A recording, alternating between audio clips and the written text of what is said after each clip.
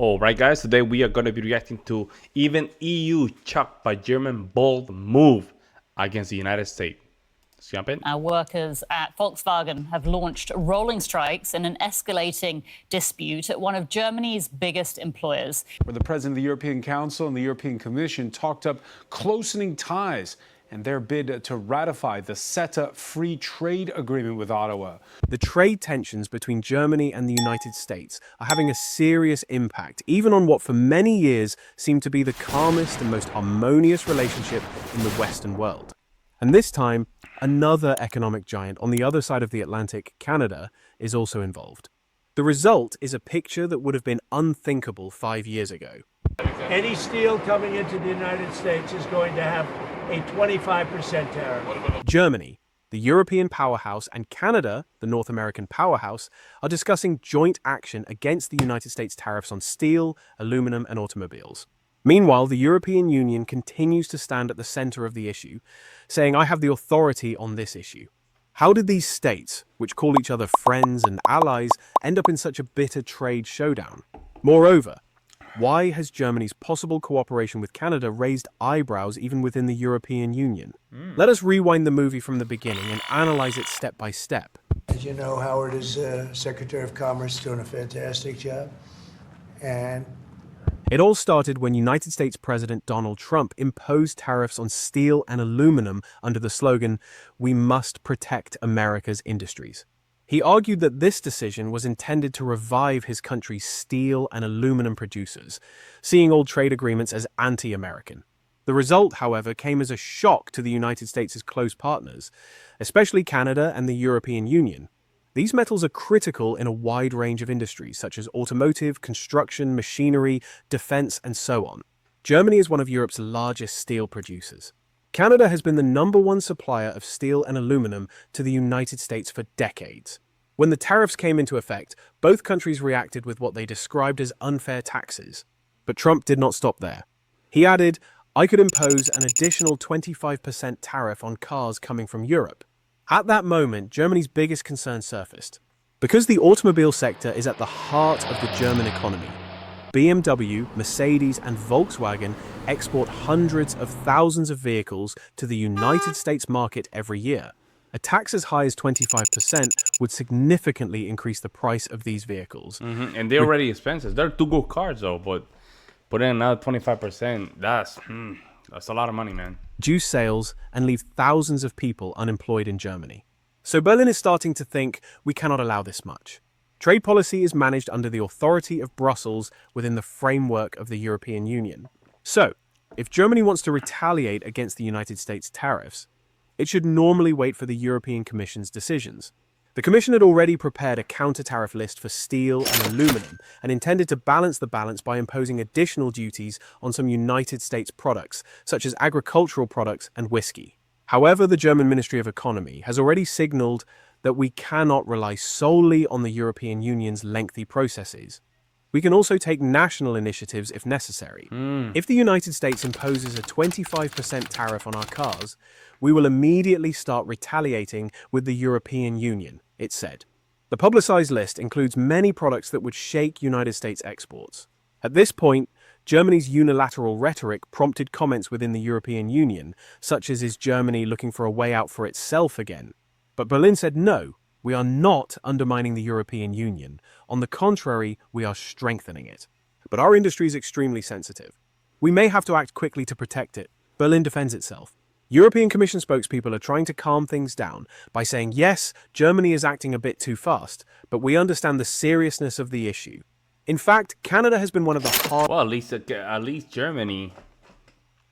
I'm just speaking here objectively, right? At least Germany is willing to just fight or do something. You see what I'm saying? Some of these countries, they just not doing anything. Hardest hit by the tariffs. Canada, which has a huge trade volume with the United States, has been Washington's largest supplier of steel and aluminum exports for many years. Therefore, Trump's tariffs have caused great discomfort in Ottawa. Canadian Prime Minister Justin Trudeau said, "The United States is being unfair. We will retaliate." Previously, they had planned a strategy of surgical retaliation with tariffs that would hurt influential lobbies in United States domestic politics. Since then, while Trump thought he could convince Canada in a separate framework, the Canadians started to say, let us not play this game alone.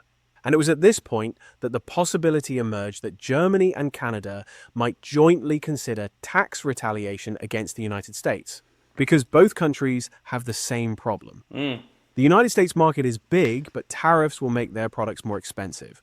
If they take a joint stand against this, Washington might be forced to back down more easily. After all, would the United States have to deal with the German European Union bloc and Canada at the same time? A trade war would also hit American exporters.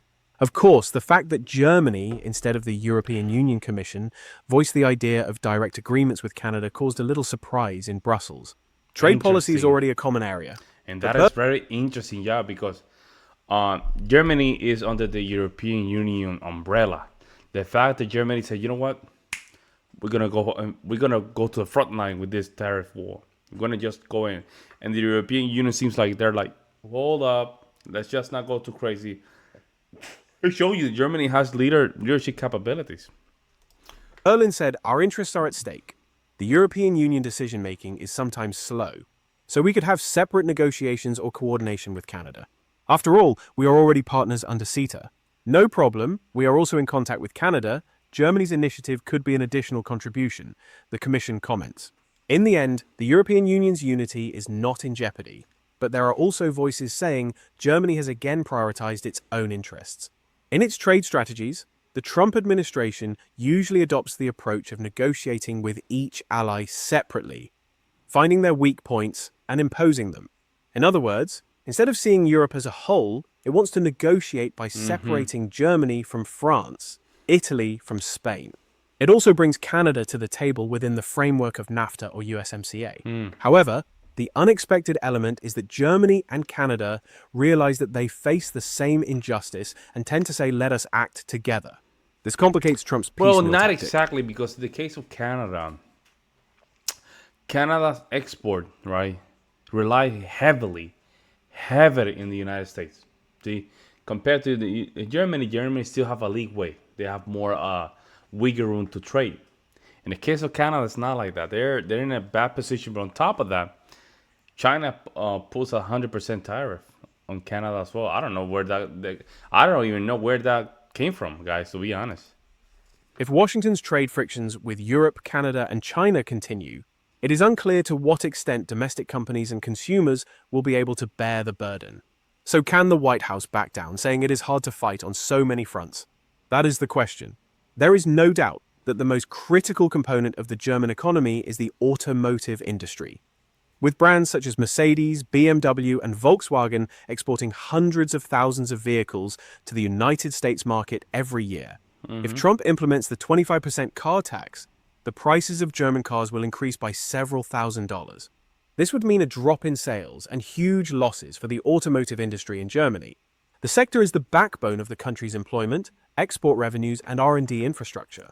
Canada, on the other hand, is integrated into the United States market with its automobile sub-industry, parts, and raw material supply. There is a huge risk there too. Both sides are taking action, saying if we take this issue lightly, we will pay a heavy price. The European Union Commission wants to ensure a unified position on tariffs and international trade agreements. Germany, on the other hand, wants to talk to Canada more concretely and quickly so that we send a clear message to the United States. This is causing some confusion in the European Union, but there is no blocking. Canada and the European Union already have a comprehensive trade agreement such as CETA. Berlin is using the cooperation that comes with this agreement. Yo, shout out to that street, that road. You guys notice how clean that was? Of trade agreements such as CETA. Berlin is using the wow, that's clean. That's healthy. That's a healthy traffic. Cooperation that comes with this agreement to come up with the idea of synchronized retaliation against the United States. For example, simultaneous tax hikes. This plan is based on the argument that if the United States were to face simultaneous retaliation from Canada and the European Union, it would face great domestic political pressure. The reason it is called audacious is that Germany has gone beyond its usual diplomatic politeness and used very clear language. Ooh. If the United States takes serious steps, we will not hold back. In particular, the German Economy Ministry and the Association of German Industries are of the opinion that we have to protect our economy. Otherwise, tens of thousands of jobs are at stake. It is likely that President Trump will say, Germany should not engage in such a show of force. We are allies, and perhaps he will lash out. They do not spend enough in North Atlantic Treaty Organization. Now they are going to put barriers to our trade. He might even open additional investigations against Germany and Canada through the Trade Ministry and impose tariffs on more products under the pretext of national security. This could further complicate diplomacy. Conclusion. Maybe each side will say, let us stop and think and find an interim agreement. Or a trade war could actually break out. In a trade war, everyone loses, economists reiterate. Yep. Even though the United States has the advantage of a huge domestic market, there are companies that are afraid of losing their exports. Canada and Germany also do not want to lose the United States market. Therefore, the most plausible path is a middle ground scenario. That is, That's the best scenario, guys. Middle ground is what we need to reach in this situation, because it's not good for anybody. the United States reduces or postpones the tariff on cars, and Europe and Canada suspend retaliation. This compromise would be temporary, perhaps until after the United States elections in 2025. But at least a major crisis would be avoided. Another possibility is a prolonged diplomatic negotiation. Germany and Canada could buy time by saying, let us make the threats, but let us not rush to implement them. Maybe there are voices saying, if Trump is not re-elected, we will sit at the table with the next president. Eyes are on United States domestic politics. In other words, it is unclear how trade policy will take shape in the United States election atmosphere. This is not just a customs issue, but also reveals the new dynamics of transatlantic relations. The picture is complicated by the fact that Germany, in particular, has been skeptical of Trump policies from the beginning. While Canada, while remaining loyal to the United States as a friendly country, is disappointed with the tariffs. The era of diplomatic soft power is being replaced by protectionist and hard bargaining methods. Moreover, in the shadow of the Russia-Ukraine war, the transatlantic alignment I was about to mention that. It seemed like that war between Russia and Ukraine really, like, it just woke up like a monster that was already there. You see what I'm saying? Like, probably the monster was sleeping, and all of a sudden this war broke up, and all of a sudden we are in this situation, right? So energy and defense is being shaken. Germany is shifting to the line of, let us base our national security on North Atlantic Treaty Organization, but we will not keep silent on trade issues. Canada is saying, we are allies, but we will not give in to unfair taxes. In sum, Germany and Canada's quest for joint action against United States tariffs points to a new balance of power on the world trade map. The United States is still the largest market, but export-oriented economies like Germany and Canada are planning a united counterattack against fierce protectionism. While this may come as a surprise to the European Union, in fact, the European Union is preparing to retaliate against the United States with similar concerns. Trump's tactic of divide the European Union and force Canada to negotiate alone may not go as he wants, because of the solidarity between Germany and Canada. It is not known which scenario will come true. Maybe Washington will find a middle ground at the last minute. Maybe a full-blown trade war will erupt. Everyone's common hope is that this conflict does not explode, but is resolved through compromise. Otherwise, economic turmoil and political tensions could rise. Some argue that the 2025 United States elections could also postpone the resolution of this issue. In short, transatlantic ties, once considered the most what are you talking about? It's 2026. Stable part of international trade, He might. Okay, got it. are being tested in ways that were never anticipated. What do you think? Is such a clear restraint by Germany and Canada realistic, or is it diplomatic intimidation? Faced with so much resistance, will the United States try to strike a deal, or will it say, I will do it my way? Which side will lose in this potential trade war, and who will win? Please share your thoughts with us in the comments. The citizens are gonna just get hurt. That's what is gonna happen. But we have to just keep an eye on it, see what happens, right? Well, let me know what you guys see in the comment section below. I would love to hear you guys' opinion regarding the matter. Meantime, guys, I'll see you next one.